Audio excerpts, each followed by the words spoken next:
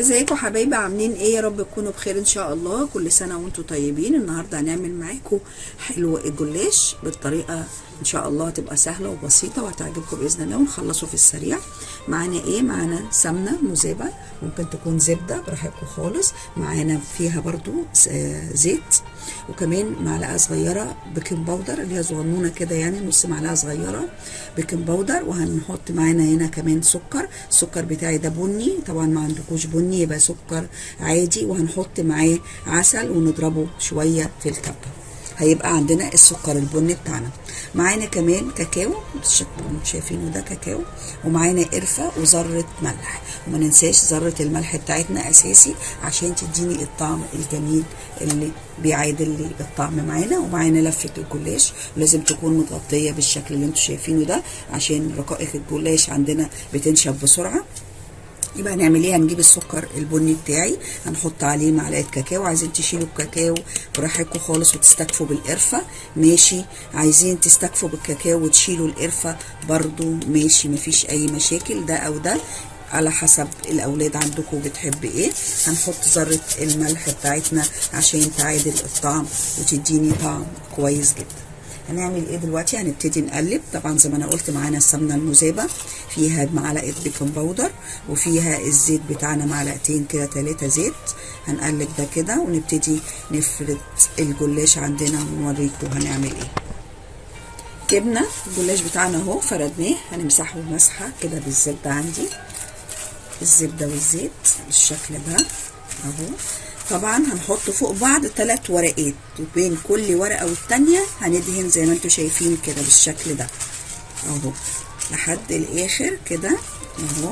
وبعدين نجيب ورقه كمان عندنا، وزي ما انا قلت لازم الورق كله يبقى متغطي بالفوطه عندي بالشكل ده، وهنحطه على بعضه كده نفس المقاس اهو، ونسويه كده. وبعدين نبتدي ندهن. بس صحيح نسيت اقول لكم ان في اول رق لازم ندهن فيه السكر بالقرفه عندي والكاكاو، بس مفيش مشاكل خالص اهو. هنعمل كده الرق الاول اهو بالشكل ده، يبقى زي السينابون كده بس بيستعجل سريع يعني من غير ما ياخد عجن، خصوصا ان احنا في رمضان.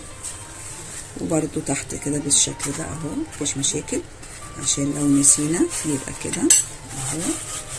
وبعدين نبتدي نجيب الطبقه تاني، مفيش اي مشكله، مفيش حاجه تقف معانا في المطبخ طول ما احنا شغالين. مفيش حاجه نقول احنا خايفين انها نكون نسينا، لا، نرجع نعالجها تاني اهو بالشكل ده، وتبقى اكننا عملناها من اول مره اهو. رجعنا تاني. هنجيب كمان طبقه عندنا، يبقى 3 طبقات اهو. هندهن بالزبده، بتقطعي كده عادي خالص، عادي ومفيش قلق اهو بالشكل ده. وهنبتدي نجيبها الناحيه دي بالشكل ده، قفلنا اهو. هنبتدي نمسح مسحه برضو بالزبده عندي والزيت، وكمان معلقه البيكنج باودر بتاعتنا. طيب في الطبق التاني ايه؟ السكر والقرفه والكاكاو، وكمان رشه الملح بتاعتي اللي هتعادل الطعم. هنبتدي نعمل ايه؟ هنجيب معلقه برضو تاني كده اهو بالشكل ده. بعدين هنعمل ايه تاني؟ هنقوم تانيين دي كده وهنسحبها كده ماشي. هنعمل ايه؟ هنمسح مسحه كده اهو.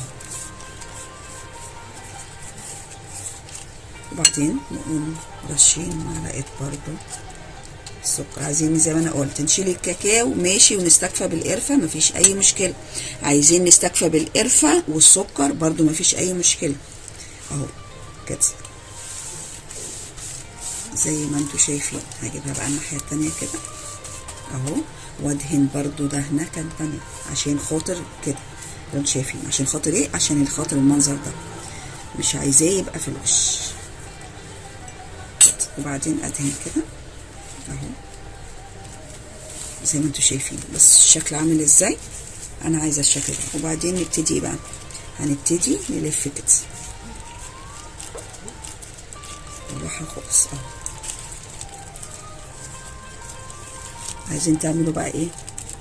ورقتين كده كده. دي الورقه دي كبيره 3، عايزين تعملوها 2 ماشي مفيش مشكله، يعني على حسب بقى الحجم اللي انتوا عايزينه. هيبقى بالشكل اللي انتوا شايفينه ده.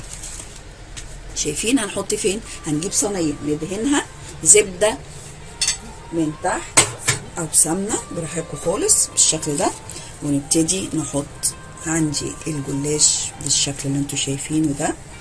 الناحيه اللي هي دي هنجيبها كده على الصينيه من هنا من جوه، وبعدين هنبتدي ايه بعد ما نخلص خالص كل اللفات هندهن كده اهو من فوق عشان تحمر عندي بالشكل ده. هنعمل كمان واحده. جبنا عندي الجلاش فردناها وهنعملها بالزبده عندي، عشان برضو الغلطه اللي احنا غلطناها في الاول هي مش غلطه، نسينا وقلنا عادي بتتعالج، ووصفت لكم ازاي بتتعالج. طيب هنبتدي نعمل ايه؟ من اول ورقه ودهناها هنبتدي نحط السكر بتاعنا اهو بالقرفه والكاكاو بالشكل اللي انتوا شايفينه. هنجيب كمان ورقه، وبالمره اقول لكم ان احنا هنعملها بالورقتين عشان انتوا تختاروا الحجم اللي يناسبكم واللي انتوا عايزينه. ادي كمان ورقه، نعملها المره دي بورقتين وانتوا اللي يريحكم. شكل حجم كبير ماشي، حجم متوسط ماشي، اللي يريحكم بالشكل ده. وهنبتدي ندهن، نرش عندي السكر بالشكل ده اهو، وما نكترش السكر عشان واحنا بنلفها ما تتقطعش مننا اهو. جبنا كده الورقتين اللي على بعضيهم نتنيهم تانية بالشكل ده. طب وبعدين نسحبها كده اهو بالشكل اللي انتوا شايفينه. هندهن دهنه كده ورقتين، واللي فاتت كانت 3 ورقات. طبعا اللي هيريحنا هنعمله على حسب المقاس اللي احنا عايزينه. درجة حرارة 180، بتاخد من ربع ساعة لتلت ساعة على حسب ما هتشوفوها بقى عندكم وتلاقوها احمرت بالشكل ده. هنتناول تانية كمان. بصوا بقى في الحركة دي هنقوم قلبينها الناحية التانية. ليه؟ عشان الزيادات دي مش عايزاها خالص، تبقى باينالي في الوصفة عشان تديني شكل جمالي حلو. ندهن كده شوية هنا تاني، مش عايزين خلاص المرة دي مفيش مشاكل. هنتني كده تانية اهو عشان شكل حلو. دي كده بورقتين، والجلاش لازم يكون طازة عشان وانتوا بتلفوها اللفة دي ما تتقطعش منكم اهو. لازم يكون طازة عشان تتلف معايا زي ما انتوا شايفين كده من غير ما تتقطع اهو. دي كده بورقتين، يبقى الحجم اللي احنا هيريحنا. بصوا الشكل وبصوا الكبيرة اللي انتوا عايزينه بقى هتعملوه اهو. انا بس حابة اوريها لكم اهي، الكبيرة اهي ودي الصغيرة. اللي انتوا بقى عايزينه اعملوه اهو. بعد ما تطلع بقى حابين تحطوا عليها صوصات ماشي، حابين تستكفوا بيها كده لانها تبقى خطيره براحتكم خالص. طبعا انا عامله حلقه وهنزلها لكم وعاملها لكم رابط على الفيديو لو حابين تعملوا فيها الصوصات اللي انا عملتها بكل انواعها. عامله صوص الكريمه، حليب المكثف، المحلى، وعامله كمان الشوكولاته، فبراحتكم خالص بقى هنزله لكم. واللي انتوا حابين تعملوه وتحطوه على الوش براحتكم خالص، اعملوه زي ما انتوا عايزين، وهتشوفوه برده ان شاء الله بعد ما تطلع من الفرن باذن الله.